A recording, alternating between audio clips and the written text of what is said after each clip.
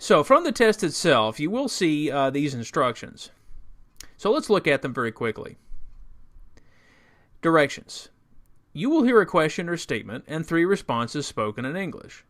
They will not be printed in your test book and will be spoken only one time.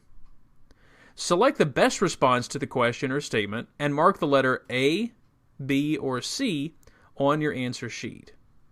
So, for example, you will hear, "Where is the meeting room?"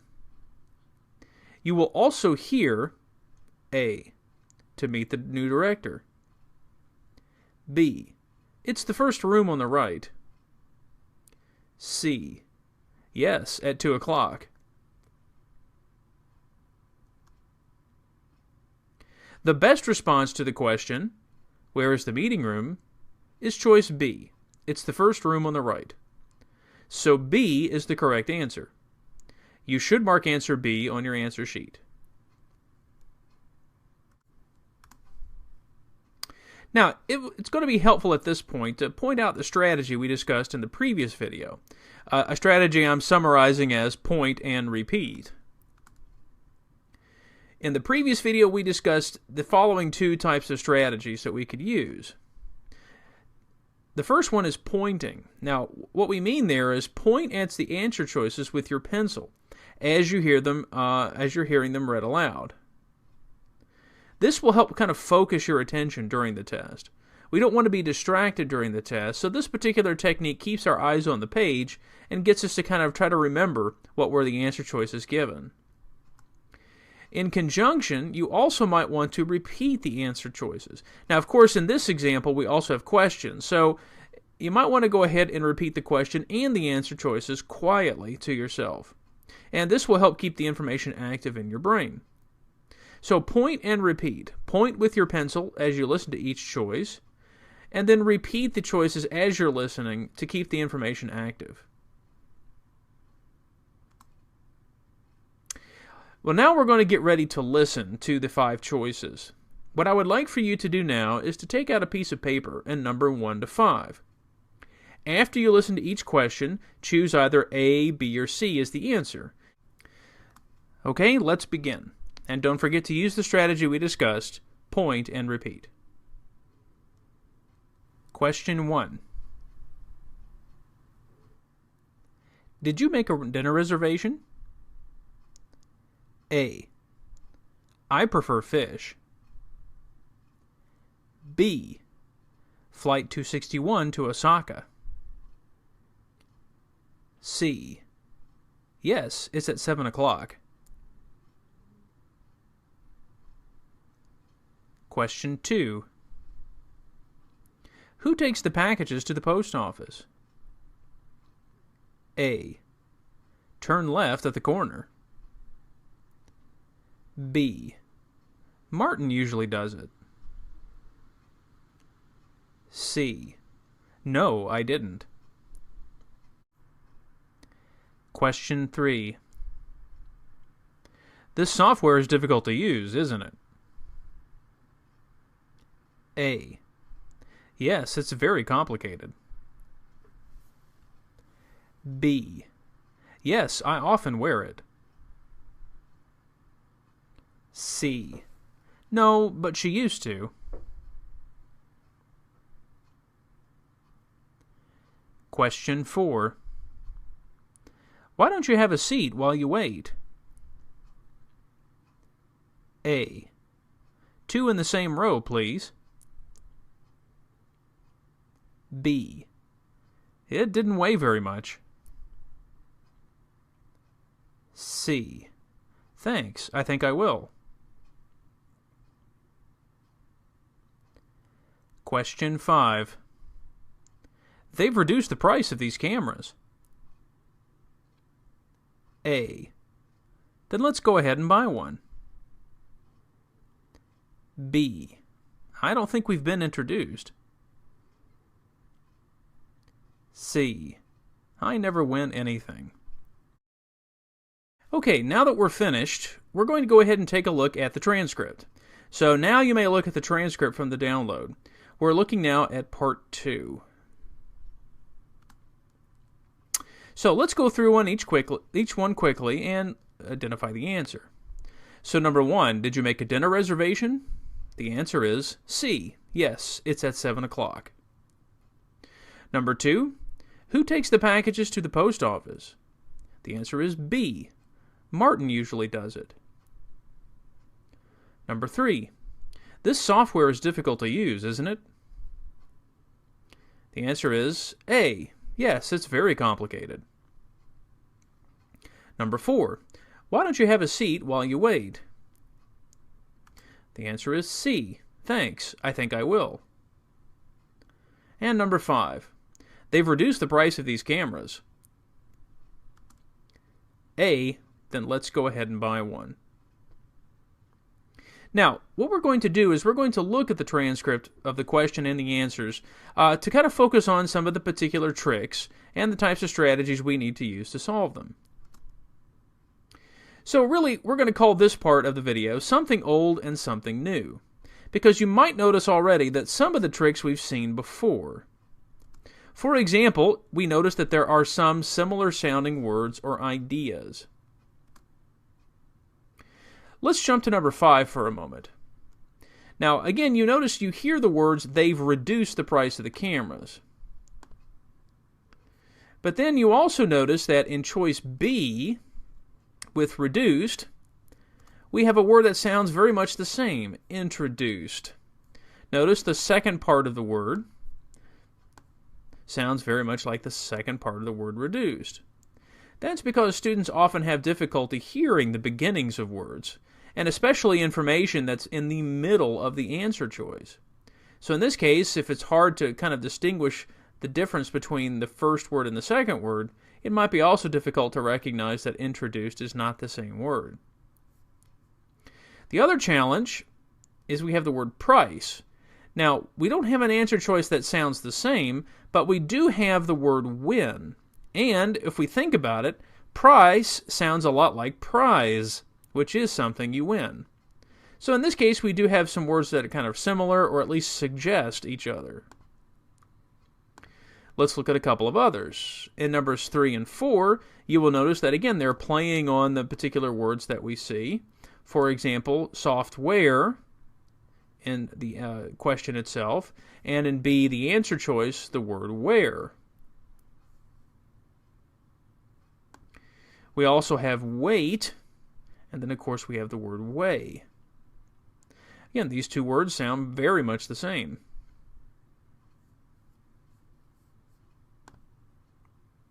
Another trick that we saw in part 1 is when we have words that have either different meanings or forms that exist in different contexts. So, for example, we do hear the word dinner in the answer choice, which means immediately a student might think that we're looking for a food answer. Well, that's true. Dinner is talking about food, but that's actually not the focus of the question. It's a dinner reservation. Now, of course, reservation could also trick us here, because we often think of reservations with restaurants, but we could also think of reservations with a flight reservation, when we have a ticket booked for a particular flight.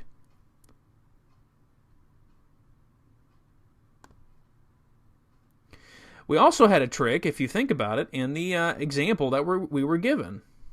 For example, we have meeting room, which of course meeting in this case basically is talking about a meeting that we have probably every week versus meeting someone for the first time. So here we have basically almost the same word but a different meaning. To meet someone for the first time versus meeting someone in a room, which would be a place where you would meet every week. Now, of course, we also have some new tricks. Part of the idea, if you notice, is that this is question and response. So really, we need to look through the particular confusing characteristics that exist with the three basic question types that we have in language. Tag questions, question words, and yes or no questions. So for example, when we go back to the first three questions, let's see if we can identify what kinds of questions they are. So for example, in number 1, did you make a dinner reservation? Is that a yes or no question, an information question, or a tag question? In number 2, we have who takes the packages to the post office. Again, is this a tag question, an information question, or is it a yes or no question? And finally, number 3, again, this software is difficult to use, isn't it? Is it a regular question, yes or no, information, or is it a tag question? Well, in this case, the first one is a yes or no question. We're looking to confirm a particular answer. In number 2, it is a question word, which means we're looking for a specific piece of information. And then in number 3, it's a tag question. So the question is, do we understand some of the confusing aspects of all 3 of these types of questions and how the tricks exist here on the test? Well, let's start with yes or no. The basic purpose of yes or no questions are to confirm or deny information. So for example, when someone says, "Can you do this?" we generally look for answers such as "Yes, I can," or "No, I can't." But then notice that we don't use yes or no questions to directly address or provide specific information. So, for example, are you working tonight? And we respond with, "Barry is my friend." Notice in this case, "are you" is looking for a yes or no answer. This response is giving us a specific piece of information. So in this case, if this were an answer choice, we would eliminate it. Of course, we also need to recognize that yes or no questions are not just always answered with yes or no.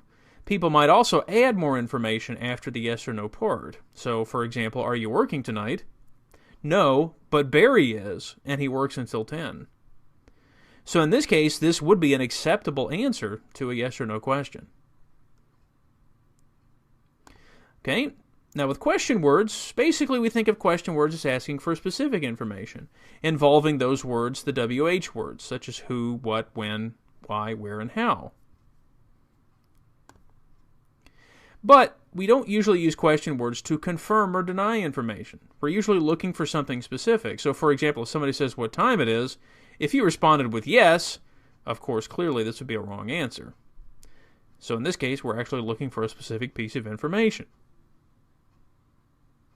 Finally, for tag questions, we often use them to confirm or deny the accuracy of a statement, or often to seek agreement. For example, "He's your friend, right?" Or "He's your friend, isn't he?" Notice here we say, "Yes, he is. We've known each other for years." So of course it's not uncommon to add more information there as well. We also use them possibly to get more information, but the first response that we get usually involves the words yes or no. Now notice this will be a particular trick on the test because since the tag, if you can notice here, the tag is at the end of the sentence, oftentimes we notice that at the beginning of it, it sounds more like a sentence. So part of the trick might be in the tag question that all of the answer choices might use yes or no, but the question is, do we understand what the question's actually looking for? Well, part of it is involving the last part of the tag. Notice in the last example here, or the second example, "Isn't he?" the response would be using basically the same form, "He is," or "He isn't," depending on the response. So in the tag, we would have to use the same helping verb, and we would also use the same person. So again, part of it is, are we paying attention to that? And how can the test try to trick us? So going back to those 3 answer choices, let's see first off, which ones will we eliminate right away? Well, for the yes or no question, we could easily eliminate any answer choices that don't involve the words yes or no. So in this case, we could easily eliminate A or B if we think about it from a perspective of the question. Now in number 2, same thing. Notice we're looking for a specific piece of information. So in this case, C would be the one that we would eliminate because we don't answer a who question with no. Finally, in number 3, notice that all 3 of the choices involve yes or no. But the key is to play on the idea of the tag. So first off, we can see right away that since the tag involves is and it, we can easily eliminate C because C does not involve any of those in the tag. But then notice in B, since we were playing on the word where, and we're also playing on the word it from the tag itself, that could be pretty tricky when determining the answer. So again, for each particular answer choice, part of the other idea we have to think about is what type of question is being used. That will also help in solving the particular situation.